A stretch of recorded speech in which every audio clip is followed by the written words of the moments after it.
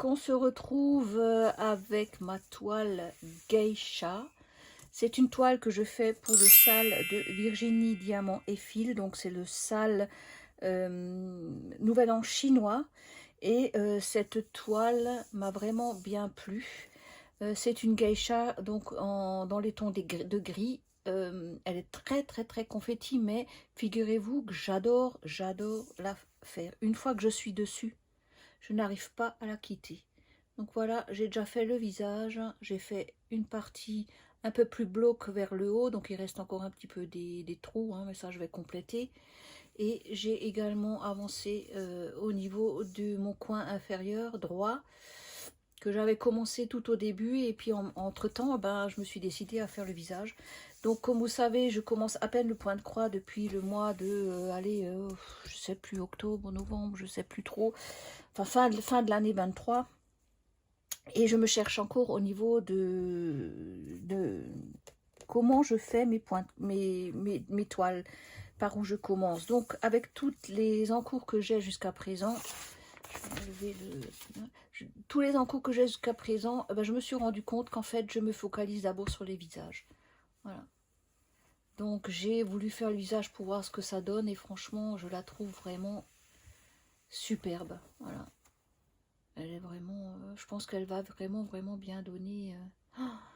Ouais, je l'adore cette toile. Donc effectivement elle est très confetti, donc je remercie tous ceux qui m'ont fait des petits messages d'encouragement, hein. Mais je vous assure que c'est un vrai plaisir. Donc après effectivement ça nécessite de la concentration. Celle-ci je peux pas partir dans ma bulle effectivement, hein, parce que il faut vraiment être très méticuleux et suivre les petits points, les petits machins. En plus comme vous vous souvenez, mon plan n'est pas extraordinairement bien lisible, hein, comme vous voyez là. Par contre sur le devant là ça va très bien, là j'arrive à suivre. Voilà. Et il le faut, hein, le plan quand même, hein, parce que... Alors ce que je voulais vous dire également, donc je fais un petit coucou à Véronique. Alors Véronique, alors je vous raconte mon petite anecdote avec Véronique. Donc Véronique, c'est Véronique de la chaîne Indigo c'est moi. Donc Véronique, en fait, elle nous expliquait sur une de ses dernières vidéos le style parking des fils, hein, le principe du parking des fils. C'est-à-dire que quand vous avez beaucoup de confettis, vous suivez votre trame et vous parquez votre fil en attendant que vous rejoigniez de nouveau le chemin, si vous voulez, hein. Donc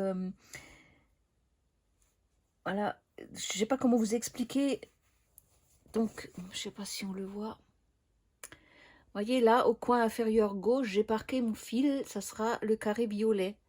Là, j'ai parqué mon fil, ça sera mon carré rouge foncé. Parce que j'ai encore un rond là, donc là, il ne faut pas que je me plante. J'ai un carré, alors je sais pas, ah voilà, là, vous le voyez peut-être mieux. J'ai un carré, là, c'est un carré, comme là, vous voyez là. C'est des carrés un peu plus, avec un point jaune, hein, donc un carré rouge avec un point jaune. Et là, vous avez, hop, là, par exemple aussi, vous avez des ronds, tout simplement, ronds rouges. Alors, je vous assure que pour retrouver un carré rouge avec un point jaune et un rond qui est juste à côté, vous avez intérêt d'avoir votre plan. Voilà. Donc là, j'ai parqué tous mes fils. Donc, je vais continuer à compléter mes points qui me manquent là. Et je vais gentiment ouvrir soit à droite, soit à gauche. Ça dépend le gré de mes envies. Et quand vraiment j'en ai un petit peu marre des confettis, eh ben, je me focalise de nouveau sur un petit peu de bloc. Voilà, et je complète comme ça au fur et à mesure. Et en fonction de comme ça me dit, bah voilà, là j'ai continué aussi un petit peu. J'avais laissé pas mal de fils en attente. Et donc là, je continue aussi au gré de mes envies, en sachant qu'il ne faut pas trop laisser traîner non plus les fils, parce qu'ils s'abîment quand même à force de les laisser traîner. Mais bon, voilà, pour l'instant, ça ne me pose aucun problème. On commence à voir le bas de la manche. Et je trouve cette toile vraiment superbe. Donc aussi avec tout ce que je suis en train de faire, donc je fais pas mal de 11 CT, et ben figurez-vous que j'ai quand même découvert que mon point préféré, et ben c'est bien le 14 CT. 16 c'est un peu petit, mais le 14 est vraiment chouette parce qu'il est c'est plus fin, alors que le 11 CT je trouve que c'est un peu gros, ça fait épais sur la toile, j'aime moins. Mais par contre, en ce moment, c'est vrai que je fais pas mal de 11 parce que bah, les modèles, ils sont pratiquement que en 11 CT. On en trouve quand même pas beaucoup en 14. Donc, bon, j'en ai deux, trois peut-être toiles en 14 CT. J'en ai encore de côté que je vais amorcer parce que j'ai vraiment trop hâte de les commencer. Mais bon, voilà. Donc je voulais quand même faire un petit aperçu de ma geisha que j'adore. Voilà. Donc je vous disais que la chaîne de Véronique Véro Indigo, c'est moi. Donc la petite anecdote avec Véro, c'est assez rigolo. C'est-à-dire que Véro, je la suis puisqu'elle a une autre chaîne hein, qui s'appelle Indigo, tout simplement, puisqu'elle elle est tarologue, hein, donc elle tire les cartes. Elle est pas mal dans le domaine politique et je ne sais pas si vous le savez ou bon, celles qui me suivent depuis le début le savent, je suis assez une férue de cartes. Tarot, oracle, j'ai un peu de tout, hein, petit Lenormand. Je fais la collection de cartes. Malheureusement, je n'arrive pas à tirer les cartes parce que je n'arrive pas à lire le message. C'est très con. C'est vraiment très bête, mais c'est comme ça. Je m'amuse avec les cartes parce que j'adore les cartes, j'adore les brasser, j'adore les regarder. Pour moi, les cartes, c'est un petit peu comme un DP ou comme un point de croix. Il y a un artiste derrière et j'adore certains univers. Euh, je ne peux pas l'expliquer, c'est comme ça. Donc avant ma chaîne YouTube, j'étais férue de cartes et c'est grâce aux cartes que j'ai commencé ma chaîne YouTube. C'est pour ça qu'elle s'appelle que je m'étais appelée Tempérance à l'époque, puisque Tempérance c'est ma carte, elle me représente, hein, je me retrouve dans cette carte. Donc je suivais Véro comme ça, je n'étais pas encore vraiment dans le domaine YouTube, je ne savais pas comment m'abonner, je ne savais pas comment commenter, comment laisser un petit pouce, j'étais un petit peu bleue dans tout ça, hein. Mais je la suivais de loin parce que j'aimais beaucoup son univers, j'aimais beaucoup sa façon de parler, sa franchise, sa spontanéité et son personnage en fait tout simplement. Hein, les gens, donc coucou Véro, hein. Si tu passes par là, en tout cas je te citerai, il n'y a pas de souci. Très intéressant, elle est très rigolote. Donc en fait, ma surprise était de la retrouver sur le salle de Roselyne. Je me dis tiens, Indigo, ça me parle. Et puis quand je regarde et quand je regardais ça, quand je suis allée sur sa chaîne, je me dis, mais c'est la même voix, c'est le même environnement, puisqu'elle est sur sa table de travail de tarot. J'ai dit, mais ça, c'est Véro, quoi. Oh, ça m'a fait tout bizarre de la retrouver là, chez Roselyne. Et du coup, bah, dans la foulée, je me suis abonnée à sa chaîne. Et franchement, dit, allez la voir. C'est Indigo, c'est moi. C'est une chaîne, elle est trop rigolote. Elle a commencé le point de croix il y a peu de temps, un peu comme moi, fin d'année 2023.